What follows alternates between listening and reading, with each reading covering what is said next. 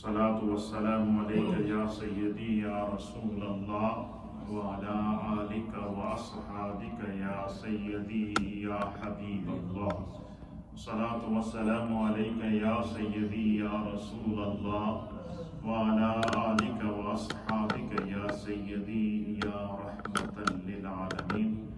حضرات محترم، گزشتہ درس میں ہم نے ام المؤمنین سیدہ خدیجۃ الکبریٰ رضی اللہ تعالی عنہا کے فضائل، آپ کے مناقب اور آپ کی عظمتوں پر گفتگو کی تھی، اور بات ہم نے جہاں ختم کی تھی کہ ہمارے پیارے آقا و مولا جناب سید العالمین محمد رسول اللہ صلی اللہ تعالی علیہ وآلہ وسلم پر جب پہلی وحی نازل ہوئی اور اللہ کی طرف سے آپ کو حکم ہوا کہ اب آپ اعلان نبوت فرمائیں، تو حضور فرماتے ہیں کہ پہلی وحی لانے سے پہلے جبریل میرے پاس آئے اور انہوں نے غار حرا کے اوپر اپنا پر مارا، تو وہاں جہاں حضور تشریف فرما تھے وہاں سے پانی کا چشمہ نکل آیا۔ پھر سرکار فرماتے ہیں کہ جبریل نے میرے سامنے وضو کیا اور مجھ سے فرمایا کہ رب چاہتا ہے کہ آپ بھی اس طرح ہر عبادت سے پہلے وضو کیا کریں۔ چونکہ وضو کا تذکرہ آ گیا تھا، محبت کی بات تھی، تو آج میں نے پھر اس کے متعلق چند احادیث جو اسلام کا تصور طہارت ہے، وضو ہے، کیونکہ جب ذکر آ گیا تو پھر اس کو تھوڑا سا ہم بیان کر دیتے ہیں تاکہ ہمارا جو کہتے ہیں بات سے بات بنتی ہے۔ تو اب ایک بات تو آپ کے علم میں ضرور آئی ہوگی کہ وضو کی ابتدا کیسے ہوئی۔ پتہ چلا کہ وہی جس طرح اللہ تعالیٰ نے نازل کی ہے، پھر بعد میں قرآن میں سورۃ المائدہ کے اندر اللہ نے وضو کا طریقہ، جب وہی آدائے مصطفیٰ جو میرے مصطفیٰ نے وضو کیا اور جبریل نے آپ کے سامنے وضو کیا اور آپ نے جبریل کے سامنے وضو کیا، اور پہلے سرکار دو عالم صلی اللہ تعالیٰ علیہ وسلم نے اپنے ہاتھ مبارک دھوئے، پھر کلی کی، پھر ناک میں پانی ڈالا، پھر آپ نے چہرہ دھویا، سر کا مسح کیا، پاؤں دھوئے، ہاتھوں کو کونیوں سمیت دھویا۔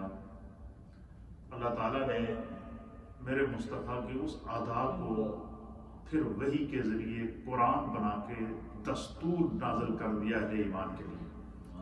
طہارت کا ایک دستور نازل کر دیا، طہارت کا ایک قانون نازل کر دیا سورہ مائدہ کے اندر کہ یا ایھا الذین آمنوا، اے ایمان والو، اذا قمتم الی الصلاۃ فاغسلوا وجوہکم وَأَيْدِيَكُمْ إِلَى الْمَرَافِقِ وَامْسَحُوا بِرُؤُوسِكُمْ وَأَرْجُلَكُمْ إِلَى الْكَعْبَيْنِ۔ اس کا معنی کیا ہوا؟ اس کا معنی یہ ہوا کہ جس ہم طریقے سے میرے مصطفیٰ کریم نماز سے پہلے وضو کرتے ہیں یا کسی بھی عبادت سے پہلے وضو کرتے ہیں، تو اے ایمان والو، جب بھی تم نماز کا ارادہ کرو، نماز کے پڑھنے کا ارادہ کرو، تو نماز سے پہلے سب سے پہلے تم وضو کرو، اپنے آپ کو پاک کرو۔ بظاہر عقل تو سوال کرتی ہے کہ کیا مقصد ہے اس کا کہ منہ دھو، ہاتھ دھو، پھر نماز پڑھو۔ اصل میں مسئلہ یہ ہوتا ہے کہ نماز سے انسان کا باطن پاک ہوتا ہے۔ کیا ہوتا ہے؟ نماز سے انسان کا اندر، اس کا دل، اس کی روح پاک ہوتی ہے۔ اللہ یہ چاہتا ہے کہ میرے بندے کا باطن پاک ہونے سے پہلے اس کا ظاہر بھی پاک ہو جائے اور گناہوں سے پاک ہو جائے۔ چونکہ ہم عشرۂ مغفرت میں داخل ہیں اور یہ عشرہ مغفرت، یہ گناہوں سے مغفرت کا عشرہ ہے۔ پورا سال ہم اللہ کی بارگاہ میں دعا کرتے رہتے ہیں، استغفر اللہ ربی من کل ذنب واتوب الیہ، اے اللہ ہم بہت گناہ گار ہیں، ہم سیاکار ہیں، ہم ڈوبے ہوئے ہیں، ہم کار مذلت میں پھنسے ہیں، ہم نے دانستہ گناہ بھی کیے ہیں، نادانستہ گناہ بھی کیے ہیں، عمدن گناہ بھی کیے ہیں، خطاً گناہ بھی کیے ہیں، ظاہر گناہ بھی کیے ہیں اور باطن گناہ بھی کیے ہیں۔ یہ پورا سال ہم اپنی زبان سے اپنے گناہوں کو یاد کر کے استغفار کرتے رہتے ہیں، لیکن دل میں ایک کھٹکا رہتا ہے، اور ہر انسان کو اپنے اعمال کا پتہ ہے کہ کیا پتہ میری ان حرکتوں کی وجہ سے میری بخشش ہوگی یا کہ نہیں۔ ہر انسان، کسی دوسرے کو بلیم دینے کی ضرورت نہیں، ہر آدمی اپنے آپ کو سمجھے۔ اس لیے فرمایا قرآن حکیم فرقان مجید کے اندر کہ فَاعْتَبِرُوا يَا أُولِي الْأَبْصَارِ، اللہ فرماتا ہے کہ اے وہ لوگوں جنہیں اللہ نے عقل دی ہے، بصیرت دی ہے، وہ کیا کرو، اللہ تعالیٰ کی قدرتوں سے کیا کیا، فَاعْتَبِرُوا، عبرت حاصل کیا کرو۔ فرمایا اللہ کی جو ہے وہ عقل اور بصیرت رکھنے والوں، بصیرت رکھنے والوں نصیحت حاصل کرو، تو دنیا کو دیکھ کر، دنیا کے نظاروں کو دیکھ کر، دنیا کی تباہی کو دیکھ کر ہمیں کیا کرنا چاہیے، سبق سیکھنا چاہیے۔ لیکن ہم لوگ بڑے سنگ دل ہیں۔ دیکھیں، جو ظالم ہے وہ تو ہوتا ہی ظالم ہے، جو مظلوم ہوتا ہے وہ بظاہر مظلوم ہی ہوتا ہے، لیکن وہ اللہ کے بڑے قریب ہوتا ہے۔ حضور نے فرمایا کہ مظلوم کی آسمان کا سینہ چیر کر دو، اللہ کے پاس پہنچتی ہے۔ تو اس وقت ہم مشکل میں ہیں، پورا ورلڈ مشکل میں ہے، سرو کر رہا ہے، لیکن ہمارے ہاں یہ ہے کہ مثلا پہلے تو ہم چیخ رہے تھے برطانیہ میں کرونا ہے، تباہی ہو گئی جی، مر گئے ہیں جی، ہمارے لیے دعا کرو۔ اب وہی کرونا جب دوسرے ممالک میں پھیلتا ہے تو ہم یہاں سے بیٹھ کے شول دیکھ رہے ہیں، ہم سوشل میڈیا پر الٹے سیدھے تبصرے کر رہے ہیں۔ اس وقت انڈیا بڑی مشکل میں ہے، بہت ہی مشکل حالات ہیں، بہت ہی مشکل حالات ہیں۔ آکسیجن وہاں نہیں ہے، ہاسپٹل میں گنجائش ہے نہیں، لوگ مر رہے ہیں، اور جو ان کے شمشان گھاٹ ہیں وہ تو بالکل لاشوں کو کوئی ہاتھ لگانے والا بھی نہیں۔ اس سے بڑی کوئی آزمائش ہوگی، لیکن پھر بھی ہم اللہ کی بارگاہ میں دعا گو ہیں کہ اللہ تعالیٰ انسانیت سے اس آزمائش کو نکالے۔ اس کے اوپر بھی کچھ لوگ سوشل میڈیا پر مذاقیں اڑا رہے ہیں، انہوں نے کشمیر میں ظلم کیا ہے، ان کے سب یہ چیزیں آگے آئی ہوئی ہیں۔ کشمیریوں کے ساتھ تو جو ہو رہا ہے، یا فلسطین کے ساتھ جو ہو رہا ہے، وہ ہر مظلوم کے ساتھ جو ہو رہا ہے وہ تو ہے ہی ہے، لیکن یہ وقت پوائنٹ سکورنگ کا نہیں ہے، احساس کا ہے، انسانیت کا ہے، ہیومنیٹی کا ہے۔ اس لیے کہیں بھی دیکھے کوئی انسان مشکل میں ہو تو اپنے کردار سے، اپنے اخلاق سے، دعاؤں سے کوشش کیا کریں کہ اللہ تعالیٰ اس مصیبت کو ٹالے، اس مشکل کو ٹالے۔ ورلڈ اس وقت بہت مشکل میں ہے، اور پاکستان میں بھی آج ہماری گورنمنٹ نے آرمی کو الرٹ کر دیا ہے، کیونکہ ان کے پاس سگنل پہنچنا شروع ہو گئے ہیں۔ خدا ہر قسم کی تباہی سے ہمارے ملک کو بچا کے رکھے، آزمائش سے بچائے۔ ہم خود یہاں آزمائش میں ہیں، مشکل وقت ہے۔ تو اس دیکھیں مشکل وقت میں جو احساس ہوتا ہے، دل سے جو بات نکلتی ہے اثر رکھتی ہے، پر نہیں طاقت پرواز مگر رکھتی ہے۔ ہمیں اپنے دلوں کو نرم کرنا ہوگا، ہمیں سچی توبہ کرنی ہوگی۔ پورا سال ہم کیا کرتے رہتے ہیں، استغفار کرتے ہیں، توبہ کرتے ہیں، لیکن دل میں کھٹکا رہتا ہے، یار ہر آدمی کہتا ہے یار میں نے پتہ ہے میں کتنا گناہ گار، پتہ نہیں میری بخشش ہوئے گی یا پھر۔ لیکن سال کے بعد رمضان کے مہینے کا یہ جو عشرہ ہے، 11 رمضان سے لے کر 20 رمضان تک، یہ خدا کی طرف سے بخشش کا اعلان ہے، اللہ کی طرف سے مغفرت کا اعلان ہے، خدا کی طرف سے رحمت آواز دے رہی ہے کہ اپنے گناہوں سے توبہ کرو۔ بس تم نے خالی استغفر اللہ کہنا ہے، اللہ تعالیٰ معاف کر دے، خدا بخشے گا اس عشرے، یہ مغفرت کا عشرہ ہے۔ اس میں ہم نے کچھ تھوڑی سی اصلاح کرنی ہے کہ ہم اس مغفرت کے عشرے کو کیسے گزار سکتے ہیں۔ اس کے لیے چند اصول ہیں، لیکن کیونکہ بات وضو کی آ گئی تھی تو اس کے اوپر ایک حدیث پاک سنیں۔ اللہ کے حبیب علیہ الصلوۃ والسلام کو جب آپ رات کو آرام کرتے تھے تو حضرت سیدنا بلال رضی اللہ تعالیٰ عنہ کی یہ ڈیوٹی ہوتی تھی کہ وہ اذان دیتے تھے مسجد نبوی شریف میں۔ کیا کرتے تھے؟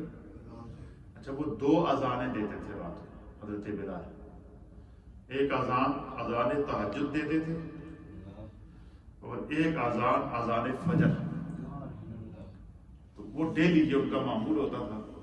اچھا، اور وہ ان کا قد بہت لمبا تھا اور بڑے طاقتور قسم کا جسم تھا ان کا حضرت بلال کا، اور پاؤں میں وہ لکڑی کے بنے ہوئے جوتے پہنتے تھے جس کو ہماری زبان میں کھڑانچ کہتے ہیں۔ کیا کہتے ہیں؟ کھڑانچ ہی کہتے ہیں۔ کیا کہتے ہیں؟ خرامہ۔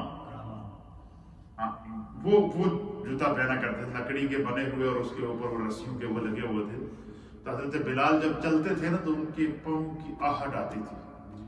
تو حدیث کے اندر آتے کہ حضرت بلال جب فجر کی کیا کہتے ہیں ان کو تہجد کی اذان دے کر نا تو پھر وہ مسجد سے آتے تھے اور آ کر سرکار دو عالم صلی اللہ علیہ وسلم کے دروازے کو دستک دیتے تھے، اور حضور نبی علیہ الصلوۃ والسلام کو فجر کے لیے بھی اور تہجد کے لیے بھی آپ باقاعدہ خبر دیتے تھے کہ یا رسول اللہ آپ اٹھ کے مسجد تشریف لائیں اور نماز پڑھائیں۔ تو حضور علیہ السلام فرماتے ہیں کہ جب بلال اذان دے کر نا تہجد کی میرے گھر کی طرف جب مسجد سے چلتا نا تو بلال کے قدموں کی جو آہٹ ہوتی تھی نا، ان کا وہ جو لکڑی کا بنا ہوا جوتا ہوتا تھا جب وہ پتھروں سے ٹکراتا تھا، راستے سے ٹکراتا تھا تو اس کی جو آہٹ آتی تھی، آواز آتی تھی نا، جیسے ہی حضرت بلال چلتے تو ڈیلی کا یہ معمول تھا۔ تو سرکار دو عالم صلی اللہ علیہ وسلم کہتے ہیں کہ میں نے بلال کے جوتوں کی آواز کو، ان کی آہٹ کو پہچانا ہوا ہے۔ حضور فرماتے ہیں بلال مسجد نبوی سے میرے گھر کی طرف چلتے تو سرکار کہتے ہیں گھر میں بلال آ رہا ہے۔ کسی نے عرض کیا رسول اللہ آپ کو کیا پتا بلال آ رہا ہے؟ حضور نے فرمایا میں نے بلال کے جوتوں کی آہٹ کو پہچانا ہوا، میرا بلال چلتا کیسے ہے؟ سبحان اللہ، سبحان اللہ، میرا بلال چلتا کیسے ہے؟ اللہ اکبر۔ ایک دن حضور نبی علیہ الصلوۃ والسلام فرماتے ہیں کہ میں رات کو سویا، سرکار کیا فرماتے ہیں؟ میں رات کو سویا تو نیند میں اللہ تعالیٰ نے مجھے جنت کی سیر کرائی۔ اللہ اکبر کبیرہ۔ کیا فرماتے ہیں سرکار؟ میں رات کو سویا تو نیند میں مجھے اللہ نے جنت کی سیر کرائی، اور بڑا خوبصورت موتیوں کا بنا ہوا، نور کا بنا ہوا جنت میں محل۔ حضور فرماتے میں سیر کرتا کرتا جب میں جنت کی طرف بڑا، جنت کے قریب گیا تو سرکار فرماتے ہیں کہ میں ابھی جنت میں سیر کے لیے جا رہا تھا، ابھی جنت میں داخل نہیں ہوا تھا، تو میں نے پہلے اپنے سے پہلے جنت کے اندر بلال کے جوتے کے چلنے کی آواز سنی۔ مجھ سے پہلے حضور فرماتے ہیں وہاں بلال پہنچے ہوئے تھے اور بلال جنت میں ٹہل رہے تھے، تو میں نے حضرت بلال کے جوتوں کی آہٹ کو سنا۔ یہ بات کون فرما رہا ہے؟ نبی علیہ الصلوۃ والسلام۔ اب حدیث سماعت فرمائیے، میں نے آپ کو حدیث کا مفہوم بیان کیا۔ اب حضور علیہ الصلوۃ والسلام نے، پہلے حدیث سن لیں پھر میں اس پہ تھوڑا سا تبصرہ کروں گا، آپ کا ایمان تازہ ہو جائے گا۔ وعن ابی ہریرہ، یہ صحیح بخاری شریف کی حدیث ہے۔ وعن ابی ہریرہ رضی اللہ تعالی عنہ ان النبی صلی اللہ تعالی علیہ وآلہ وسلم قال لبلال عند صلاة الفجر یا بلال حدثنی بأرجع عمل عملتہ فی الاسلام فإنی سمعت دف نعلیک بین یدی فی الجنۃ۔ کہتے ہیں کہ سرکار دو عالم صلی اللہ علیہ وسلم فجر کی نماز میں تشریف لائے۔ حضرت ابو ہریرہ کہتے ہیں حضور نے فجر کی نماز پڑھائی، پڑھانے کے بعد سرکار دو عالم صلی اللہ تعالیٰ علیہ وسلم نے فرمایا یا بلال، اے میرے بلال۔ اس رات جس رات کو کیا ہوا، خواب میں حضرت بلال کے ٹہلنے کی آواز جنت کے اندر حضور نے سنی، تو حضور علیہ السلام کہتے ہیں فجر کی نماز پڑھائی، سارے صحابہ فجر کی جماعت میں موجود ہیں، سرکار نے سلام پھیرنے کے بعد صحابہ کی طرف آپ نے چہرہ مبارک کیا اور حضرت بلال کو مخاطب کر کے فرمایا یا بلال ہو، قال علی بلال، سرکار دو عالم صلی اللہ علیہ وسلم نے حضرت بلال سے کہا عند صلاۃ الفجر، فجر کی نماز کے وقت فرمایا کہ یا بلال، اے میرے بلال، حدثنی بارجع عمل عملتہ فی الاسلام، اے میرے بلال ذرا مجھے یہ تو بتاؤ کہ تو کون سا وہ عمل کرتا ہے کہ تیرے جس عمل سے تیرا رب بڑا خوش ہے؟ کیوں؟ حضور نے فرمایا کہ فَإِنِّي سَمِعْتُ دَفًّا عَلَيْكَ، کہ میں نے آج رات کو خواب میں جنت کی سیر کی تو جنت میں نے دف کہتے ہیں، دف بجانا، دف جو ہوتی ہے نا اس کو دف کہتے ہیں عربی میں، جسے آواز آتی ہے، یہ جو دف جانتے ہیں نا آپ شادیوں میں جو دف بجایا جاتا ہے تو اس کو عربی میں دف کہتے ہیں، دف بجانا۔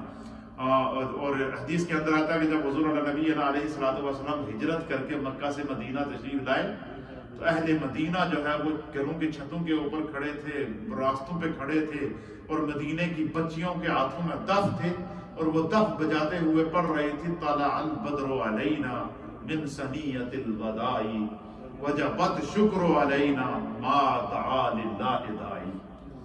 تو حضور فرماتے ہیں کہ اے بلال مجھے ذرا یہ تو بتاؤ کہ تو وہ کون سا عمل کرتا ہے کہ تیرے جس عمل سے تیرا رب بڑا خوش ہے؟ فَإِنِّي سَمِعْتُ دَفًّا عَلَيْكَ، میں نے تمہارے جوتوں کی آہٹ کو سنا، ان کی آواز کو سنا، بَيْنَ يَدَيَّ فِي الْجَنَّةِ، جنت میں میرے تو پہلے تو جنت میں ٹہلدا پیا سے اور تیرے جوتیوں دی آواز میں آ رہی سی۔ تو یہ تو بتا کہ تو ہر وہ کون سا عمل کرتا ہے کہ جس کی وجہ سے تو رات کو بھی جنت میں گھومتا رہتا ہے؟ اللہ بھی چاہتا ہے کہ بلال جنت میں ٹہلتا ہی رہے، ایسا کون سا عمل کرتا ہے تو؟ ذرا اس عمل کو بیان فرما۔ حالانکہ حضور کو پتا تھا، لیکن سرکار نے حضرت بلال سے کیوں کہلوایا؟ تاکہ قیامت تک آنے والی میری امت کو پتا چل جائے کہ ایک عمل کی وجہ سے انسان جنتی بن جاتا ہے اور ایک ہی عمل کی وجہ سے انسان جہنمی بن جاتا ہے۔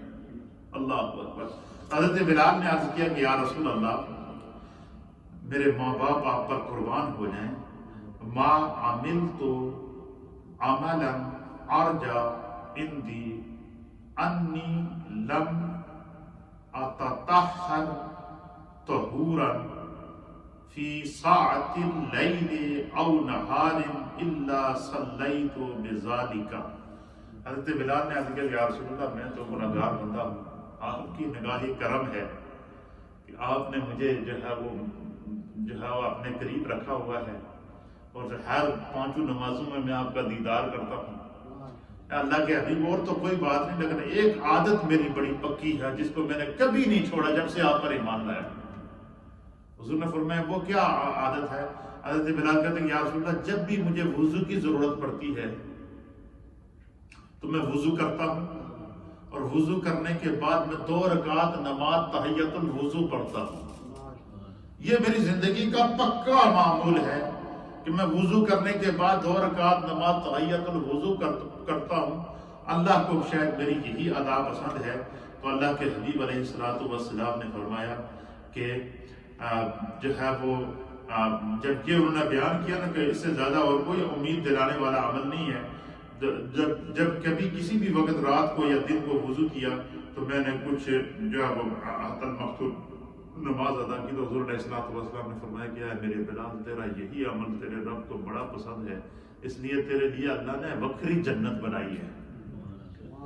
اب مجھے بتائیں کہ صرف وضو کر کے، وضو کے بعد 2 رکعت نماز صلاۃ تحیۃ الوضو پڑھنے سے اگر جنت ملتی ہے تو جس وضو کرنے کے بعد بندہ نماز ادا کرتا ہے، جس وضو سے بندہ قرآن پڑھتا ہے، جس وضو سے بندہ باوضو رہتا ہے، اس لیے سرکار دو عالم صلی اللہ تعالیٰ علیہ وسلم نے فرمایا کہ جب بھی تمہیں وضو ٹوٹے تو فوراً وضو کر لیا کرو اور کوشش کیا کرو کہ ہمیشہ وضو کی حالت میں رہو، کیونکہ زندگی کا کوئی پتہ نہیں ہے۔ سرکار نے فرمایا کہ جس شخص کی روح باوضو حالت میں قبض ہو جائے، خدا اسے شہادت کی موت عطا فرمائے،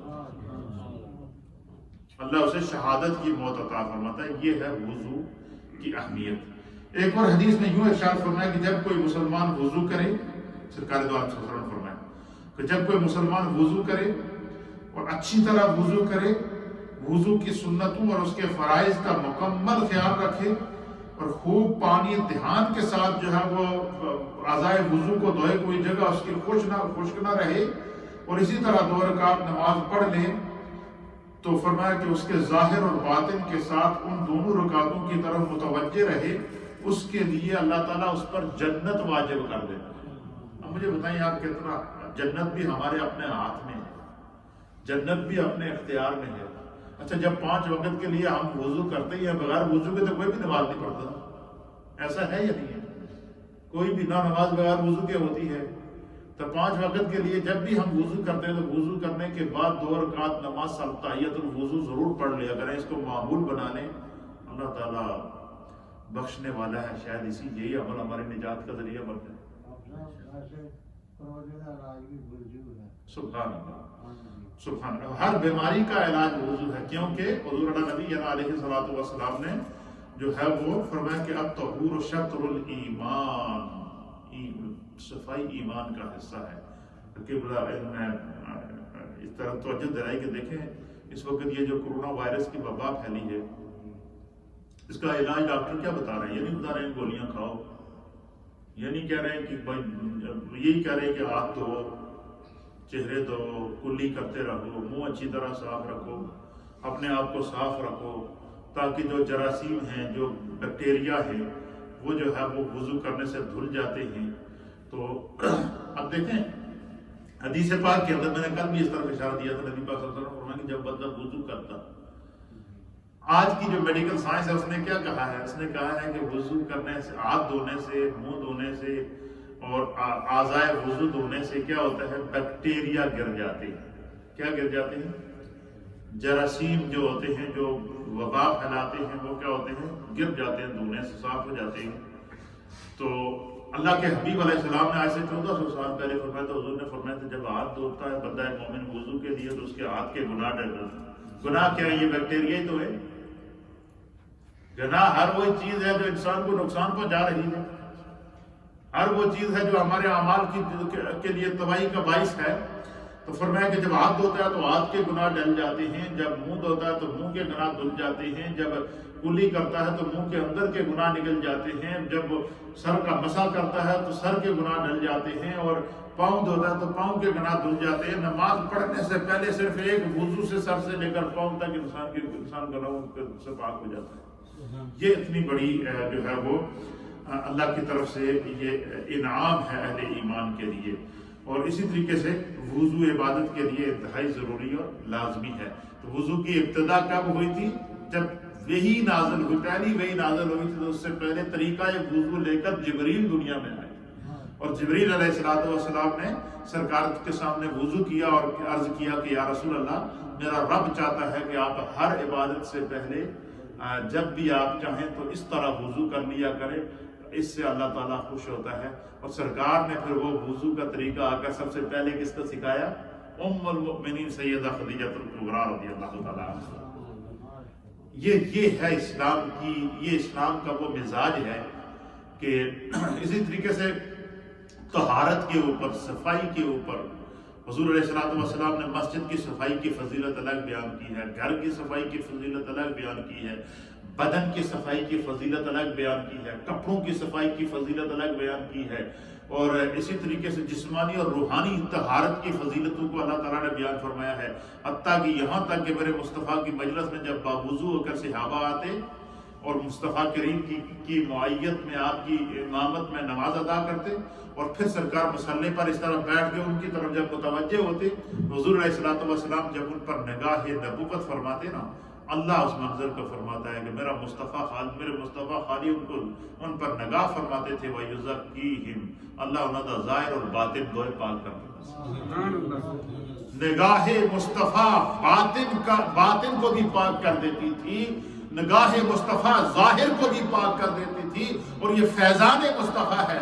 اور علماء اور محدثین نے لکھا ہے کہ یہ جو ہم اکثر کہتے ہیں کہ نبی پاک کی سنت پر عمل کریں، اکثر یہ دل دیتے ہیں کہ سنت رسول کو کبھی نہ چھوڑیں. علماء نے لکھا کہ سنت رسول کو اپنانے کا جہاں اور فائدہ ہے وہاں ایک فائدہ یہ ہے کہ جس طرح حضور علیہ السلام کی ظاہری حیات میں سرکار دو عالم صلی اللہ علیہ وسلم صحابہ اکرام کے ظاہر اور باطن کو پاک کر لیتے تھے. فرمایا جو شخص دنیا میں رہ کر چاہے وہ مرد ہو یا عورت ہو وہ جب سرکار دو عالم صلی اللہ علیہ وسلم کی کسی ایک سنت کو زندہ کرتا ہے اللہ تعالیٰ ان کو اندر اور باہر سے پاک کر دیتا ہے. کیوں کہ اس نے طریقہ مصطفیٰ کو ادا کیا ہے, اس نے ادائے مصطفیٰ کو زندہ کیا ہے, اس نے مصطفیٰ کریم کے سکھائے ہوئے طریقے اور سلیقے کو کیا کیا ہے, اپنی زندگی کا شعار بنایا ہے. یہ صحابہ اکرام رضوان اللہ تعالیٰ علیہم اور اجمعین حضور علیہ السلام سے, اور اس حد تک صحابہ اکرام کہ صلح حدیبیہ کا موقع ہے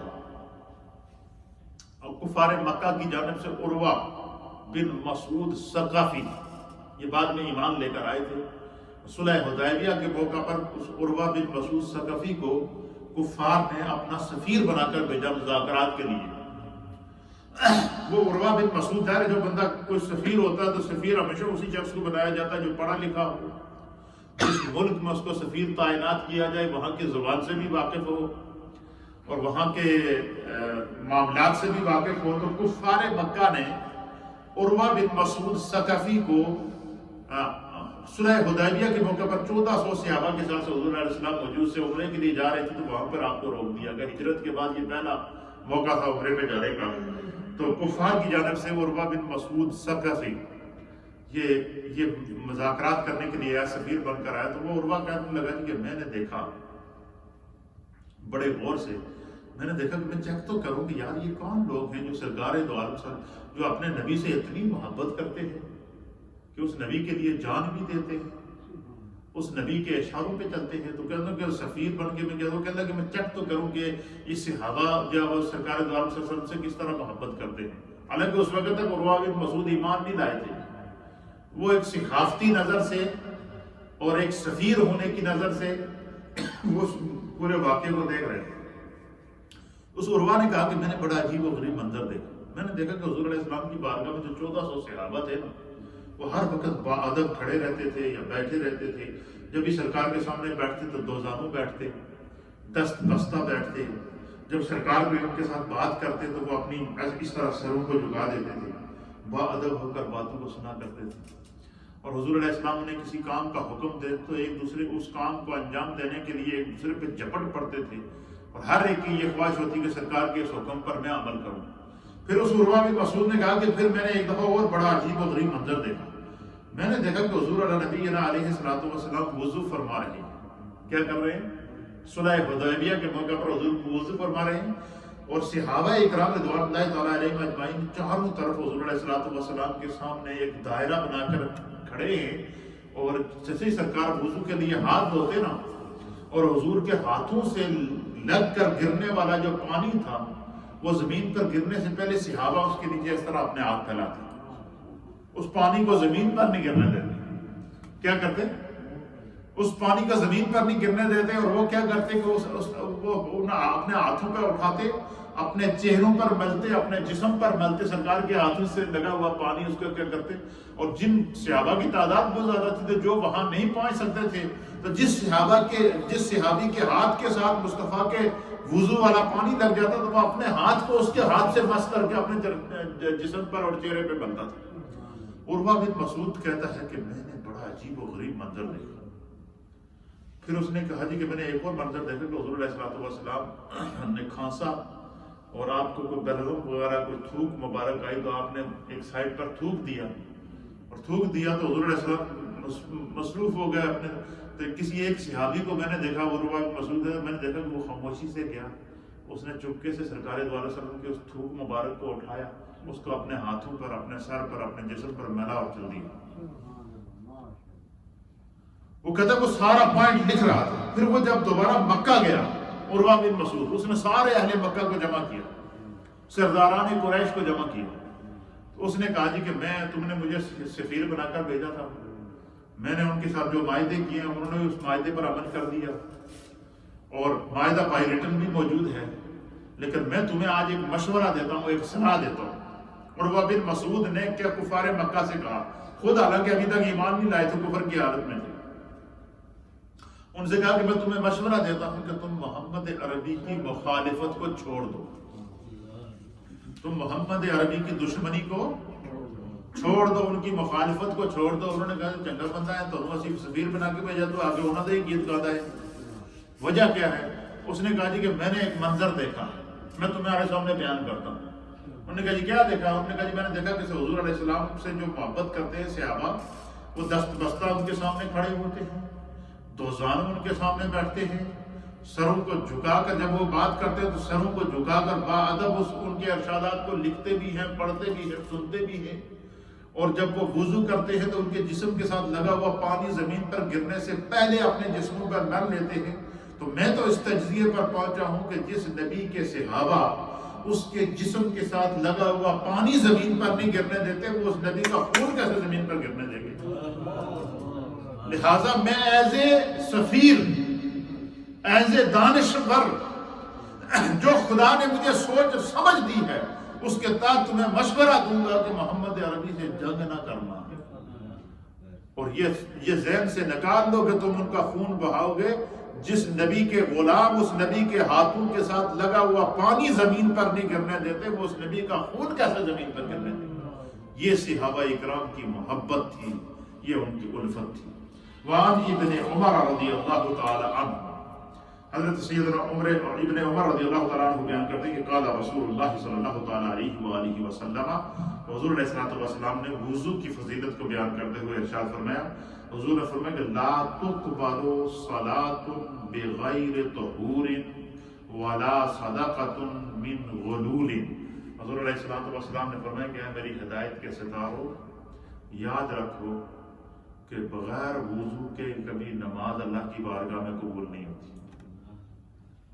وضو کو اس لیے کہتے ہیں کہ نماز کے شرائط میں سے سب سے پہلی شرط طہارت ہے۔ یہ اسلام کا مزاج ہے کہ اسلام پاکیزگی کیسے سکھاتا؟ طہارت کیا ہے؟ نماز کے شرائط میں سے پہلی شرط کیا ہے؟ طہارت۔ اور طہارت صرف یہی نہیں کہ وضو کے ساتھ طہارت ہو، نہیں، طہارت کی فقہاء نے اقسام لکھی ہے۔ فرمایا کہ طہارت یہ ہے کہ بندے پر اگر غسل فرض ہے تو وہ غسل کرے، یہ طہارت۔ بندہ اگر بے وضو ہے تو وہ نماز سے پہلے وضو کرے۔ طہارت کے لیے، نماز کے لیے طہارت کے لیے وضو کا ہونا ضروری، نماز کے لیے طہارت کے لیے جسم کا پاک ہونا ضروری، نماز کی طہارت کے لیے فرمایا جو انسان نے لباس پہنا ہوا لباس کا پاک ہونا ضروری۔ پتہ چلا ناپاک کپڑے اگر کسی نے پہنے ہوئے ہیں تو نماز ادا کرے گا تو نماز نہیں ہوگی۔ پھر اس لیے فرمایا کہ نماز کے لیے جس جگہ نماز پڑھ رہا ہے اس جگہ کا پاک ہونا ضروری ہے، جس جگہ نماز پڑھ رہا ہے اس جگہ کا پاک ہونا ضروری ہے۔ یہ طہارت، جگہ کا پاک ہونا، جسم کا پاک ہونا، لباس کا پاک ہونا، یہ نماز کے لیے کیا کہ یہ طہارت کی شرط رکھ دی گئی ہے۔ اس لیے حضور علیہ السلام نے فرمایا کہ بغیر وضو کے نماز نہیں ہوتی، اور چوری کیے ہوئے مال غنیمت سے اگر کسی نے صدقہ کیا تو چوری کے مال سے صدقہ قبول نہیں ہوتا۔ یہ کیا ہے؟ یہ پاکیزگی ہے کہ گویا کہ حضور فرماتے ہیں کہ جس طرح ہمارا جسم پاک ہوتا ہے تو دھونے کے ساتھ، غسل کے ساتھ، وضو کے ساتھ، اسی طریقے سے اگر انسان چاہے کہ اس کا مال پاک ہو، فرمایا وہ اپنے مال سے صدقہ نکالے، اگر وہ مال نصاب کو پہنچتا ہے تو اس سے زکوٰۃ ادا کرے۔ فرمایا اس سے کیا ہوتا ہے؟ انسان کا مال بھی پاک ہو جاتا ہے۔ تو فرمایا کہ وضو سے انسان کے اعضائے جسمانی پاک ہوتے ہیں، اور روزہ جو انسان رکھتا ہے روزے سے انسان کے باطنی اعضاء کو اللہ پاک کر دیتا ہے۔ لعلکم تتقون، تاکہ خدا تمہیں متقی بنا دے، پرہیزگار بنا دے۔ یہ وضو کا چونکہ ذکر آ گیا تھا اس لیے میں نے یہ 2-3 احادیث آپ کی خدمت میں پیش کر دی ہیں۔ اب ہم نے آج چونکہ کتنے منٹ ہو گئے؟ 35، ٹھیک ہے۔ آج چونکہ عشرۂ مغفرت ہمارے درمیان شروع ہو گیا ہے، 31 دے دے، ٹھیک ہے 35 بھی تو لے آنے۔ چلو جو ہے وہ عشرۂ مغفرت ہمارے درمیان کیا ہے؟ موجود ہے۔ اللہ تعالیٰ کا ہم پر کرم ہے، فضل ہے، اس کی عطا ہے۔ تو ہم نے عشرۂ مغفرت کو کس طرح گزارنا ہے، اس کے لیے ہمیں کم از کم اپنی زندگی کا ان 10 دنوں کا ایک معمولی اسکیجول بنانا چاہیے۔ جو ہماری مائیں بہنیں سن رہی ہیں وہ بھی سنیں کہ ہم اس رمضان کے عشرۂ مغفرت میں مغفرت کیسے حاصل کر سکتے ہیں، اس کا طریقہ کار کیا ہے۔ سب سے پہلا طریقہ کہ رمضان کے داخل ہونے سے پہلے تو انسان سب سے پہلے اپنے گناہوں کی توبہ کرے، پھر عشرۂ رحمت ہے، اللہ کی رحمت کو پکارتا رہے، اللہ تعالیٰ انسان پر کرم کر دیتا ہے۔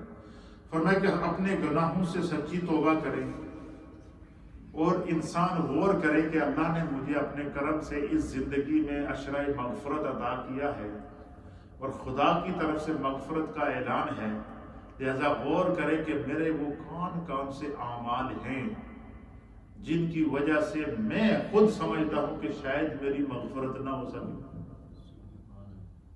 کتنا آسان نسخہ ہے بتائیں مجھے۔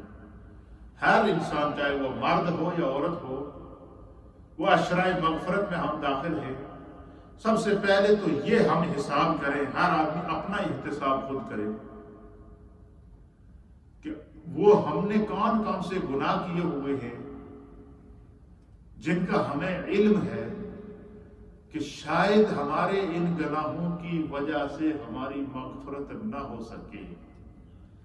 فرمایا کہ سب سے پہلے ان گناہوں سے سچی توبہ کرے۔ پھر کیا کرے؟ پھر بندہ یہ غور کرے کہ کیا میں نے کسی کا کوئی حق تو نہیں مانا،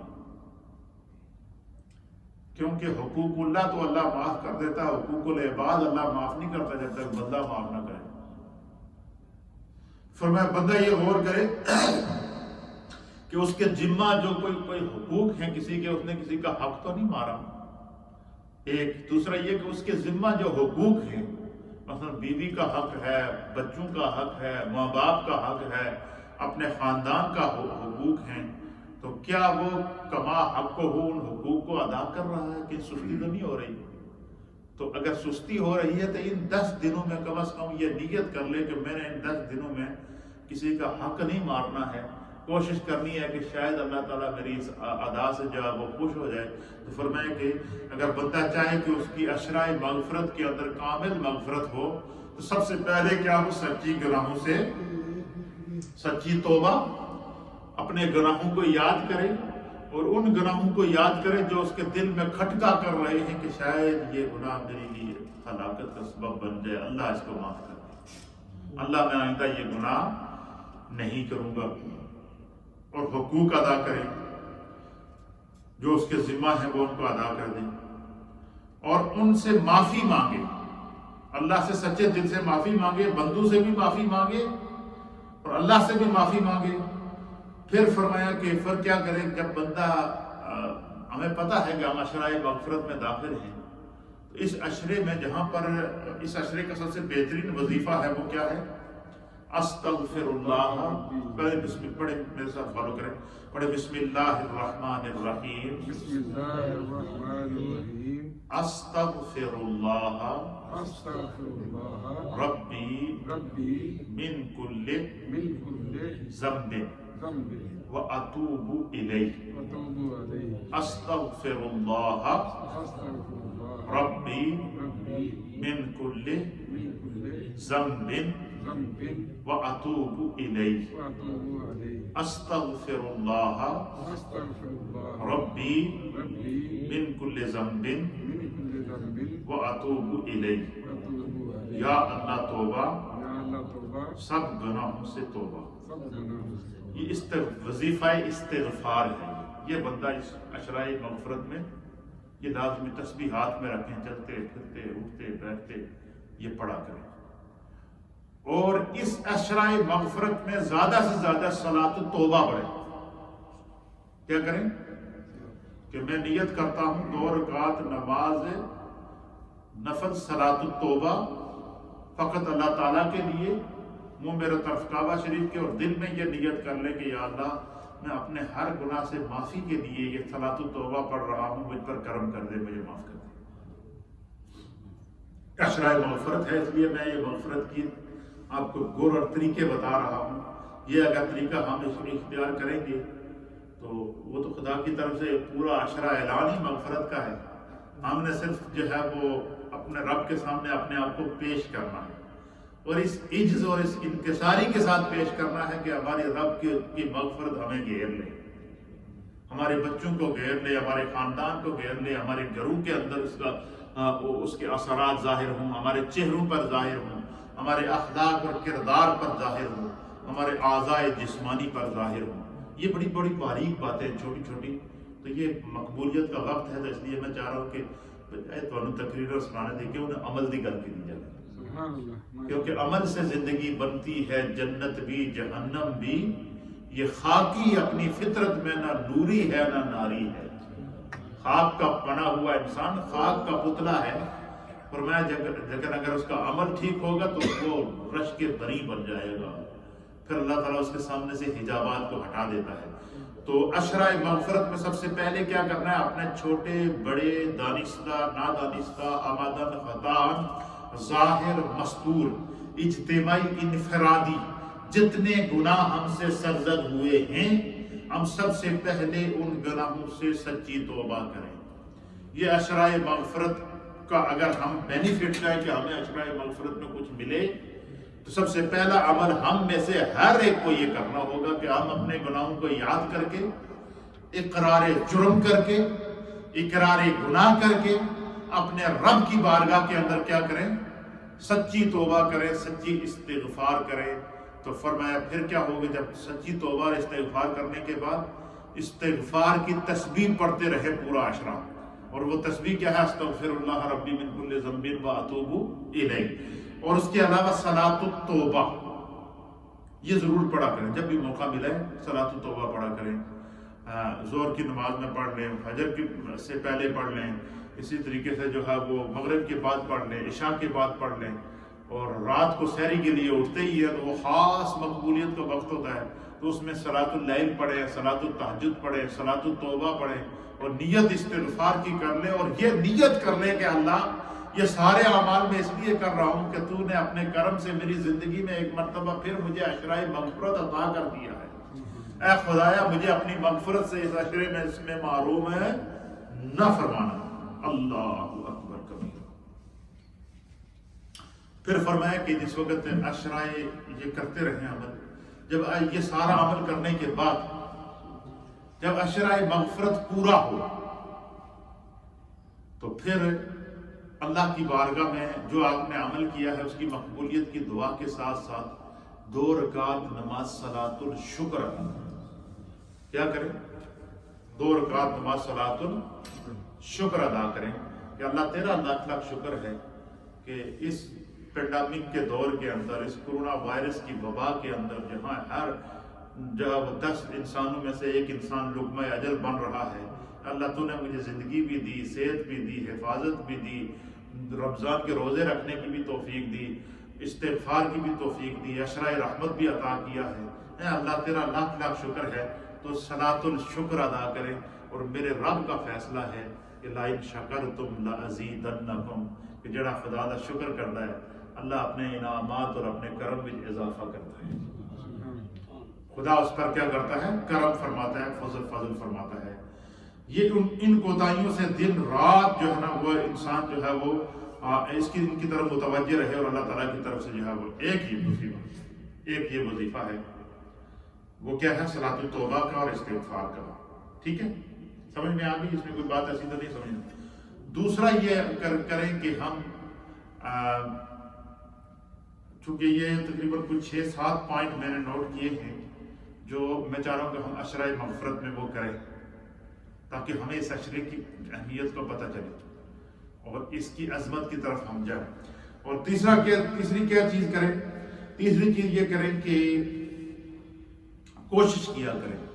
چلو اگر ہر روز نہیں تو دوسرے دن نہیں تو تیسرے دن نہیں تو ہفتے میں ایک دفعہ ہم میں سے ہر ایک آدمی یہ کوشش کرے کہ ایک دفعہ صلاۃ التسبیح ضرور ادا کیا کریں؟ صلاۃ التسبیح ضرور پڑھیں. حضور نے فرمایا کہ جس نے زندگی میں ایک دفعہ صلاۃ التسبیح پڑھ لی خدا اس کی مغفرت کر دے گا.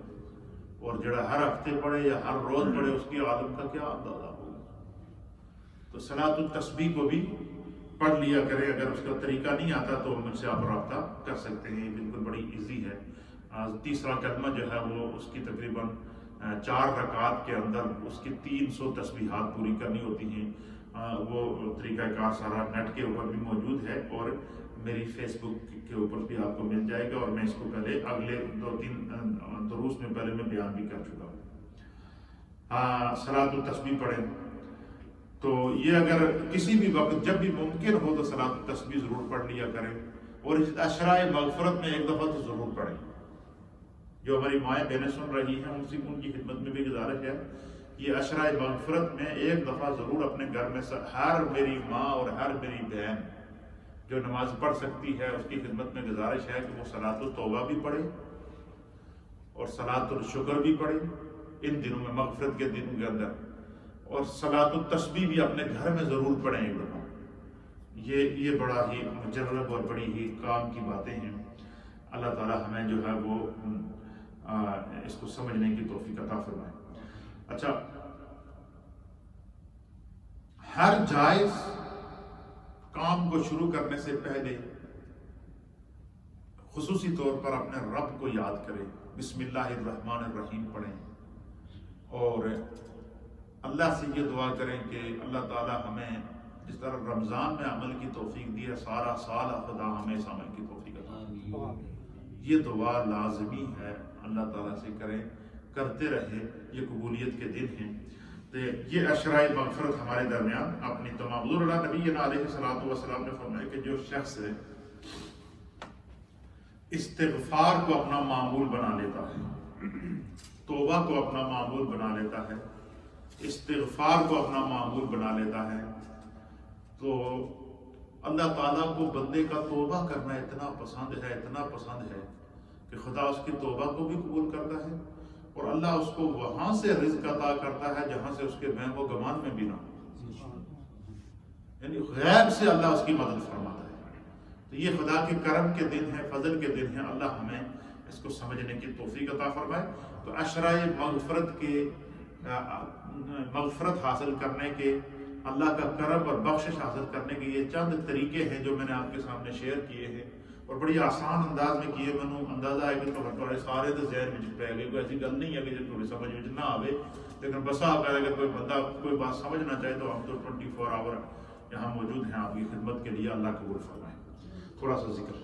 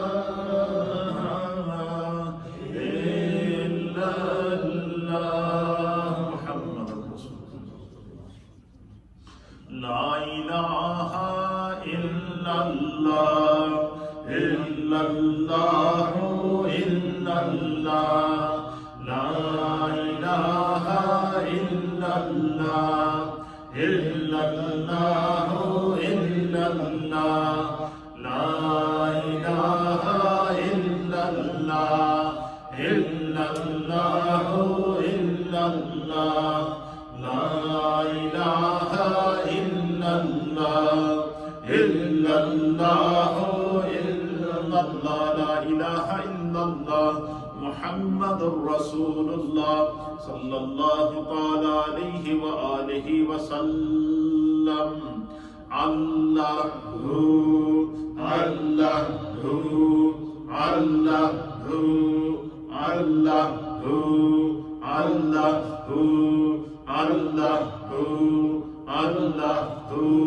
اللہ جل جلالہ. اپنے اپنے مرحومین کے احسان ثواب کے لیے سورہ فاتحہ شریف اور قل هو اللہ شریف پڑھ لیں اور نیت کر لیں کہ اللہ ہم سب کے مرحومین کی بخشش فرمائے. اللہم صلی علی سیدنا محمد وعلى آل سيدنا ونبينا ومولانا محمد صلاة دائمة مقبولة تؤدي بها حقه العظيم. یا رب بالمصطفیٰ بلغ مقاصدنا واغفر لنا ما مضى یا واسع الکرم.